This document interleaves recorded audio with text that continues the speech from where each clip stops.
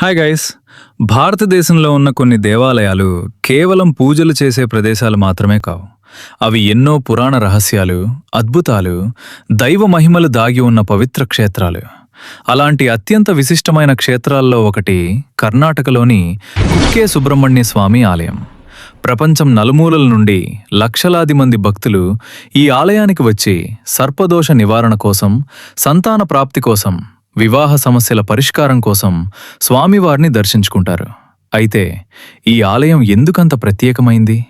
నాగరాజు వాసుకి మరియు శ్రీ సుబ్రహ్మణ్య స్వామి మధ్య ఉన్న సంబంధం ఏమిటి? ఎందుకు ఈ క్షేత్రాన్ని సర్పదోష నివారణకు అత్యంత పవిత్రమైన ప్రదేశంగా భావిస్తారు? ఈరోజు మన వీడియోలో కుక్కే సుబ్రహ్మణ్య క్షేత్రం యొక్క చరిత్ర, పురాణ గాథలు, విశేషాలు మరియు ఎంతో మందికి తెలియని ఆసక్తికరమైన విషయాలను తెలుసుకుందాం. వీడియో ప్రారంభించే ముందు ఇలాంటి ఆధ్యాత్మిక, పురాణ రహస్యాలతో కూడిన వీడియోలు మీకు నచ్చితే మన ఛానల్ను సబ్స్క్రైబ్ చేసి బెల్ ఐకాన్ను ప్రెస్ చేయండి. మరి ఆలస్యం ఎందుకు? మన దివ్య యాత్రను ప్రారంభిద్దాం.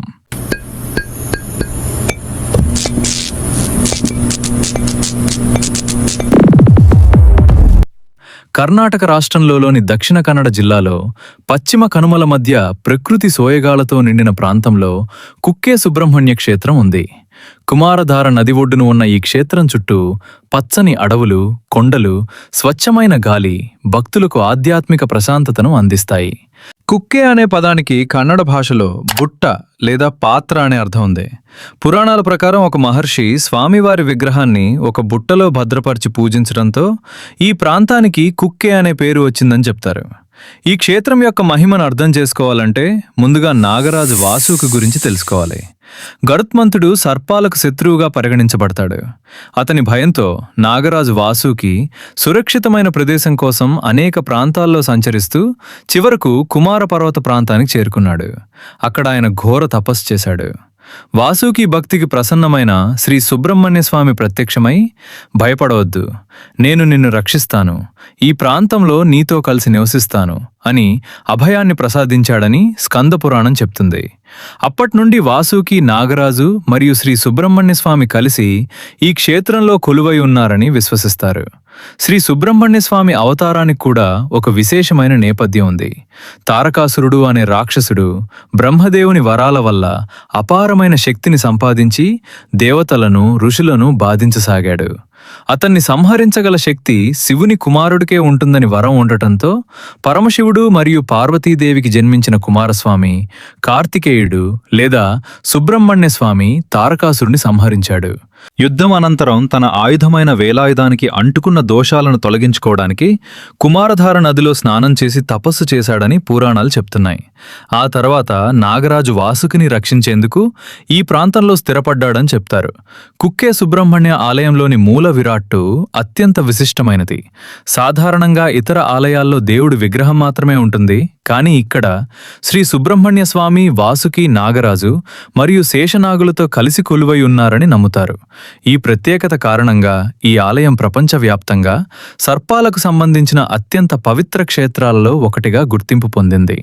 ఆది శంకరాచార్యులు తమ భారతదేశ యాత్రలో ఈ క్షేత్రాన్ని సందర్శించారని చెప్తారు. ఇక్కడ స్వామివారి దివ్య మహిమను అనుభవించిన ఆయన సుబ్రహ్మణ్య భుజంగం అనే ప్రసిద్ధ స్తోత్రాన్ని రచించారని భక్తులు విశ్వసిస్తారు. నేటికీ ఎంతో మంది భక్తులు ఆ స్తోత్రాన్ని పారాయణం చేస్తూ స్వామివారి అనుగ్రహాన్ని కోరుకుంటారు. ఈ ఆలయానికి వచ్చే భక్తులు ముందుగా కుమారధార నదిలో స్నానం చేయడం ఒక సంప్రదాయంగా పాటిస్తారు. తారకాసురుని సంహరించిన తర్వాత సుబ్రహ్మణ్య స్వామి ఈ నదిలో స్నానం చేశాడని పురాణాలు చెప్తాయి. అందువల్ల ఈ నది అత్యంత పవిత్రమైనదిగా భావించబడుతుంది. ఈ నదిలో స్నానం చేయడం ద్వారా పాపాలు తొలగి మనసుకు ప్రశాంతత లభిస్తుందని భక్తుల నమ్మకం. ఆలయం ముందు ఉన్న గరుడ స్తంభం కూడా ఎంతో విశిష్టమైనది. ఇది వెండితో కప్పబడిన స్తంభం. గరుత్మంతుని దృష్టి నుండి వాసుకి, నాగరాజును రక్షించడానికి దీన్ని ఏర్పాటు చేశారని చెబుతారు. భక్తులు గర్భగుడిలోకి వెళ్లే ముందు ఈ స్తంభానికి నమస్కరిస్తారు.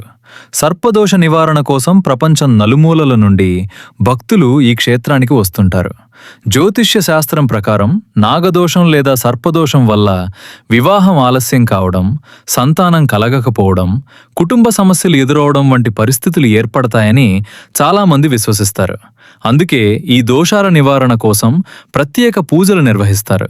ఇక్కడ జరిగే ఆశ్లేష బలి పూజ అత్యంత ప్రసిద్ధి చెందింది. ఈ పూజ ప్రధానంగా సర్పదోష నివారణ కోసం నిర్వహిస్తారు. వేద మంత్రాల మధ్య నాగదేవతలకు ప్రత్యేక పూజలు చేసి భక్తుల సమస్యలు తొలగాలని ప్రార్థిస్తారు. అలాగే సర్ప సంస్కార పూజ కూడా చాలా ముఖ్యమైనది. 2 రోజుల పాటు జరిగే ఈ సేవలో దేశం నలుమూలల నుండి వచ్చిన భక్తులు పాల్గొంటారు. ప్రతి సంవత్సరం మార్గశిర మాసంలో జరిగే చంపా షష్ఠి ఉత్సవం అత్యంత వైభవంగా జరుగుతుంది. వేలాది మంది భక్తులు ఈ వేడుకను ప్రత్యక్షంగా వీక్షించటానికి వస్తారు. స్వామివారి రథోత్సవం, ప్రత్యేక అలంకరణలు, వేద పారాయణాలు భక్తులను భక్తి పారవస్యంలో ముంచెత్తుతాయి.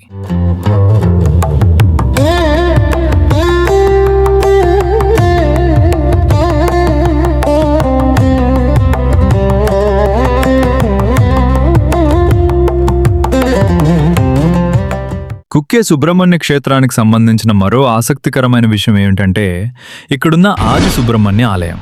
చాలామంది భక్తులు ప్రధాన ఆలయాన్ని దర్శించిన తర్వాత నేరుగా తిరిగి వెళ్తారు.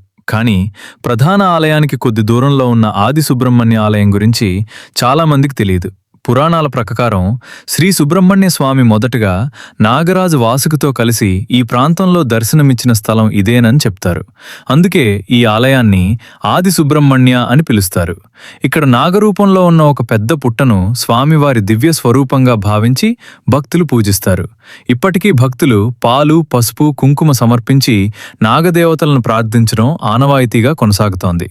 మరో విశేషం ఏమిటంటే కుక్కే సుబ్రహ్మణ్య క్షేత్రానికి సమీపంలో ఉన్న కుమార పర్వతం. ఇది దక్షిణ భారతదేశంలోని అత్యంత ప్రసిద్ధ ట్రెక్కింగ్ ప్రాంతాలలో ఒకటి. అయితే ఇది కేవలం ప్రకృతి అందాలకు మాత్రమే ప్రసిద్ధి చెందలేదు. పురాణాల ప్రకారం తారకాసురుని సంహరించిన తర్వాత శ్రీ కుమారస్వామి ఈ పర్వత ప్రాంతంలో తపస్సు చేశారని చెప్తారు.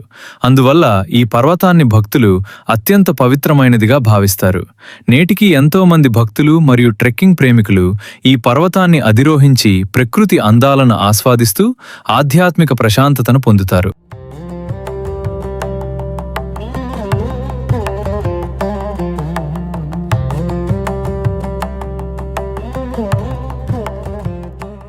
పశ్చిమ కనుమల మధ్యలో ఉండటం వల్ల ఇక్కడ వాతావరణం ఎప్పుడూ ఆహ్లాదకరంగా ఉంటుంది. ముఖ్యంగా వర్షాకాలంలో పచ్చని కొండలు, మేఘాలతో కప్పబడిన కుమార పర్వతం, కుమారధార నది అందాలు భక్తులను మంత్రముగ్ధులను చేస్తాయి.